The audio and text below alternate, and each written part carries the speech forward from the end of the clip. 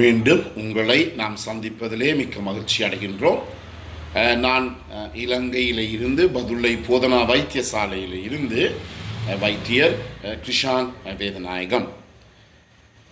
ஈரலினுடைய தொழிற்பாடு பாதிக்கப்படுகின்ற போது அல்லது liver failure அல்லது லிவர் சிரோசிஸிலே நாங்கள் கடைப்பிடிக்கப்பட வேண்டிய முக்கிய விடயங்களை பற்றி பார்த்தோம்.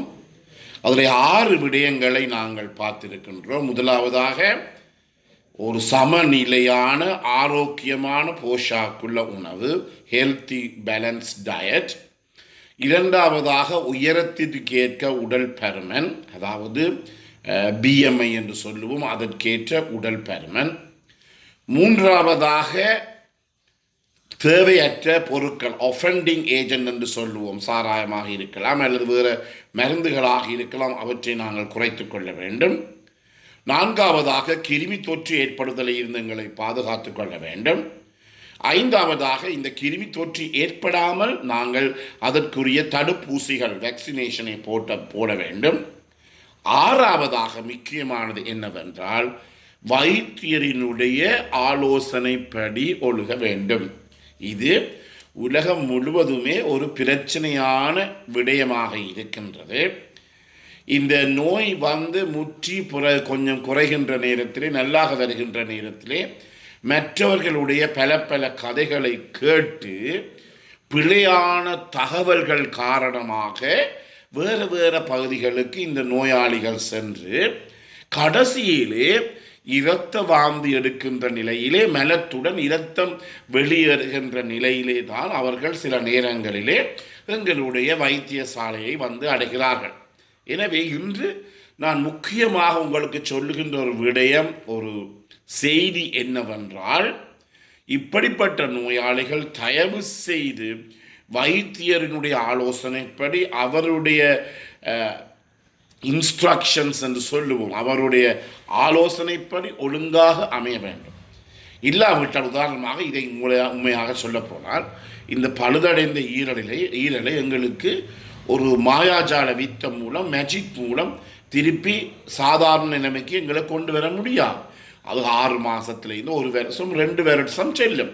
எனவே இது ஒரு ஸ்லோ ப்ரோசஸ். மெல்லமாகத்தான் அதை நாங்கள் மீண்டும் கொண்டு வர வேண்டும்.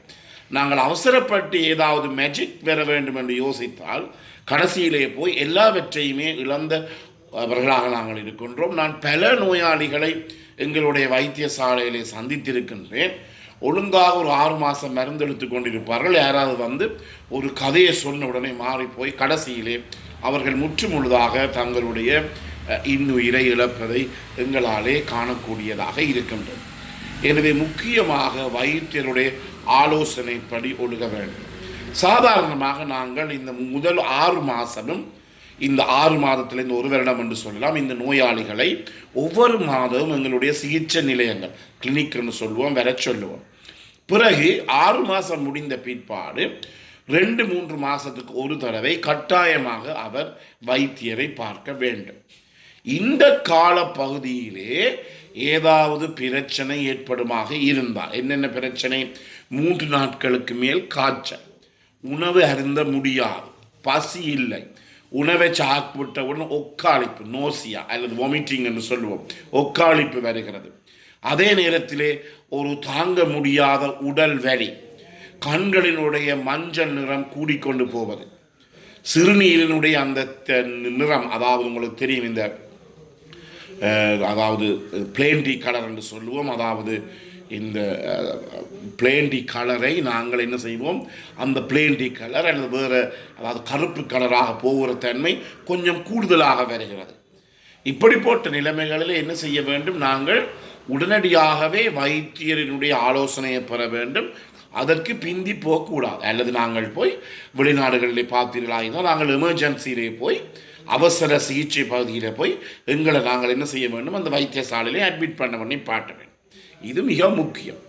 இதை விட்டு போட்டு நாங்கள் கொஞ்ச நாட்களை நாங்கள் கடத்துவமாக இருந்தால், உங்களுக்கு தெரியும், நான் முதலிலே சொல்லி இருக்கின்றேன், இந்த நோயாளிகளுக்கு நோய் எதிர்ப்பு சக்தி குறைவு, நீர்ப்பிடனம் குறைவு, இம்யூனிட்டி குறைவு என்றபடியினால் இந்த நோயாளிகளுக்கு உடனடியாகவே அவருக்கு இந்த செப்டிசீமியா இரத்தத்திலே இந்த பாக்டீரியாக்களுடைய அளவு பெருகி கடைசியிலே அவருக்கு இறப்பு ஏற்படும். எனவே நான் மேற்சொன்ன அறிகுறிகள் தென்படுமாக இருந்தால் உடனடியாகவே அவர் என்ன செய்ய வேண்டும்? ஒரு வைத்தியசாலைக்கு போக வேண்டும், அல்லது ஒரு எமர்ஜென்சிக்கு போய் ஒரு அவசர சிகிச்சை நிலையத்துக்கு போய் அவர் தன்னை நிப்பாட்டி கொள்ள வேண்டும். அதே நேரத்திலே முக்கியமாக கவனிக்க வேண்டியது என்னவென்றால் உடல் மெலிவும் கூட ஒரு பாரதூரமான ஒரு அறிகுறியாக இருக்கும். அல்லது கண்கள் வாய்ப்பகுதி எல்லாம் வெள்ளையாக வெளிரி காணப்படுதல். எனவே இந்த வாய்ப்பகுதி கண் பகுதி எல்லாம் வெள்ளையாக இருக்கின்ற போது அதற்குரிய முக்கிய காரணம் என இரத்தத்தில் இருக்கின்ற இந்த ஹீமோகுளோபினுடைய அளவு குறைவடைந்து கொண்டு செல்லுகிறது. எனவே ஹீமோகுளோபினுடைய அளவு குறைவடைகிறதுன்னு சொன்னால் என்ன அதை கருத்து என்றால், எங்களுடைய உடலிலே இருந்து எங்களுக்கு தெரியாமலேயே எங்களுடைய உடலிலே இருந்து என்ன வெளியேறி கொண்டிருக்கின்றது? இரத்தம் வெளியேறி கொண்டிருக்கிறது. கூடுதலாக மலத்துடன் நாங்கள் மலம் கழுப்பாகவோ அல்லது மலம் பச்சையாகவோ போனால் எங்களுக்கு தெரியும் இரத்தம் போகிறது. ஆனால் அதை விட்டு போட்டு சில நேரங்களிலே அவ கண்ணுக்கு தெரியாத நிலையிலே சில நேரங்களிலே மலத்துடன் இரத்தம் வெளியேறும். அவ்வாறு கொஞ்சம் கொஞ்சமாக இந்த இரத்தம் வெளியேறுகின்ற போது அது நாங்கள் ஒக்கல்ட் பிளட் என்று சொல்லுவோம். அந்த கொஞ்சம் கொஞ்சமாக வெளியேறுகின்ற போது அந்த நோயாளி இரத்தத்தின் அளவு கொஞ்சம் கொஞ்சமாக குறைவடையும். எனவே தான் இந்த நோயாளிகளுக்கு நான் சொல்லுகின்ற அறிவுரை என்ன? மலம் கழிக்கும் போதும் சிறுநீர் கழிக்கும் போதும் கட்டாயமாக அவற்றினுடைய நிறத்தை நீங்கள் பார்க்க வேண்டும். இதொரு ஹோம்ஒர்க், இதொரு வீட்டு வேலையாக நீங்கள் செய்ய வேண்டும். இல்லாவிட்டால் அந்த நோயினுடைய தரத்தை அளவை எங்களாலே மதிப்பிட முடியாத ஒரு பிரச்சனை ஏற்படும். எனவே எந்த நிலையிலும் இந்த உடல் வெளிரி காணப்படுகின்ற போது, அதே நேரத்தில் உடல் மெலிவு, உதாரணமாக உடல் பெருக்கின்ற போது பிரச்சனை இல்லை, ஆனால் உடல் மெலிகின்ற போது அங்கு ஏதோ ஒரு பாரதூரமான பிரச்சனை, சில நேரங்களிலே ஈரல் புற்றுநோய், இந்த சிரோசிஸ், ஈரலுடைய தொழிற்பாடுகள் பாதிக்கப்பட்டு சிரோசிஸ் ஏற்பட்டு அந்த சிரோசிஸில் சில நேரங்களில் லிவர் காசினோமா என்று சொல்லுவோம், ஹெப்பாட்டிக் காசினோமா என்று சொல்லுவோம். அந்த ஈரல் புற்றுநோய் கூட எங்களுக்கு ஏற்படக்கூடிய சந்தர்ப்பங்கள் இருக்கின்றது. எனவே இந்த நேரத்தில் நாங்கள் என்ன செய்ய வேண்டும்? கட்டாயமாக இயலுமானவர்கள் உடனடியாகவே உடல் மெலிகின்ற போது, சில பேர் சொல்லுவார்கள், சில பேர் பொய்க்கும் சொல்லுவார்கள், நீங்கள் நல்லா இருக்கிறீர்கள் சொல்லுவார்கள். ஆனால் உண்மையாக சொல்லுவர்கள் நீங்கள் முதலை விட உடல் மெலிந்து காணப்படுகிறது என்றால் உடனடியாகவே சென்று ஒரு வைத்தியருடைய ஆலோசனை பெற வேண்டும். எனவே இத்துடன் இந்த நிகழ்ச்சியை நாங்கள் முடித்துக் கொள்ளுகிறோம், இந்த ஈரல் சம்பந்தப்பட்ட நிகழ்ச்சி. எனவே ஈரலானது எங்கள் உடலில் மிக முக்கியமான ஒன்று, மெயின் சுவிட்ச் சொல்லுவோம், பிரதான ஆடி. உடல் முழுவதையே கட்டுப்படுத்துவது ஈரல். எனவே ஈரலை பாதுகாக்க வேண்டியது முக்கியமான கடமை. ஈரலை பாதுகாக்கக்கூடிய எப்படி செய்ய வேண்டும்? என்ன செய்ய வேண்டும்? தேவையற்ற மருந்துகளையும் தேவையற்ற உணவுப் பொருட்களையும் அதிவிரைவு இந்த ஃபாஸ்ட் ஃபுட்டுகளையும் கடையில் விற்கப்படுகின்ற அஜினோமோட்டோ போன்ற பலதரப்பட்ட சுவை ஊட்டிகள் சேர்க்கப்பட்ட உணவுகளையும் நாங்கள் தவிர்ப்போமாக இருந்தால், அதே நேரத்தில் இதில் சாராயம் வருகிறது, மதுபானம் வருகிறது, அதை எல்லாவற்றையும் தவிர்ப்போமாக இருந்தால் எங்களுடைய ஈரலை நாங்கள் பாதுகாத்து கொள்ள முடியும். எனவே இந்த நிகழ்ச்சி உங்களுக்கு பிடித்திருந்தால் இந்த நிகழ்ச்சியை நீங்கள் கேட்காதவர்களுக்கு நீங்கள் அறிமுகப்படுத்தலாம், இதை லைக் பண்ணலாம், ஷேர் பண்ணலாம். அந்த மேலே இருக்கிற மணிச்சின்னம் பெல் சைனை அமர்த்தி நீங்கள் சப்ஸ்கிரைப் பண்ணலாம்.